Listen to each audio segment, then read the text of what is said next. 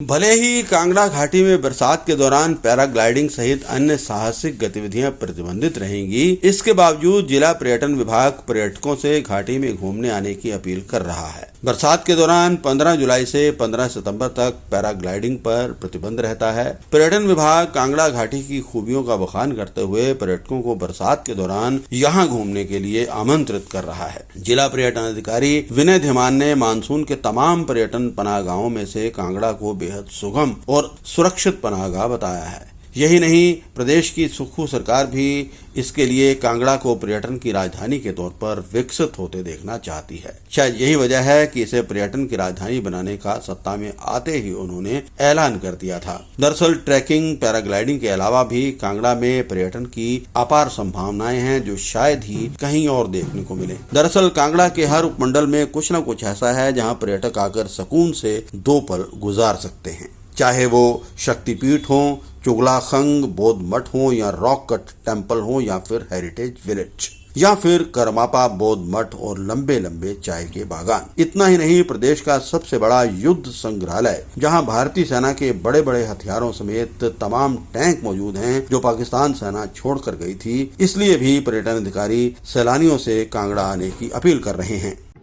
ये पैराग्लाइडिंग और जितनी भी साहसिक गतिविधियां हैं जिसमें ट्रैकिंग है, जिप लाइनिंग है, इवन बंजी जंपिंग भी कांगड़ा ज़िला में है, तो कुछ एक एक्टिविटीज़ हैं जिन पे पूर्णतः रोक रहेगी।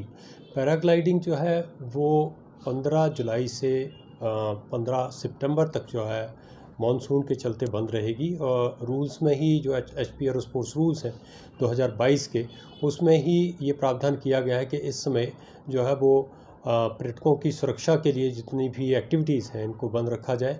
साथ ही जो ट्रैक्स हैं जिसमें हायर रीचेस के ट्रैक्स हैं जहाँ पे स्लाइड प्रोन एरियाज़ हैं, उन पे भी क्योंकि काफ़ी फॉग रहता है इस समय में तो हादसे हो सकते हैं। ऐसे ट्रैक्स पे भी जो है वो पर्यटकों का जाना उस पर मना रहेगा।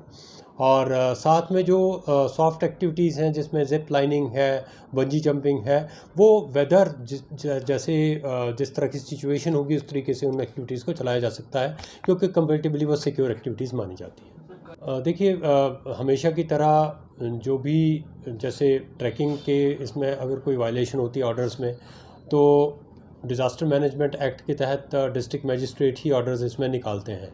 और अगर कोई पर्यटक जो है वो इसकी वायलेशन करता पाया जाता है तो उसमें FIR लॉज हो सकती है, उसके अगेंस्ट कानूनी कार्रवाई हो सकती है।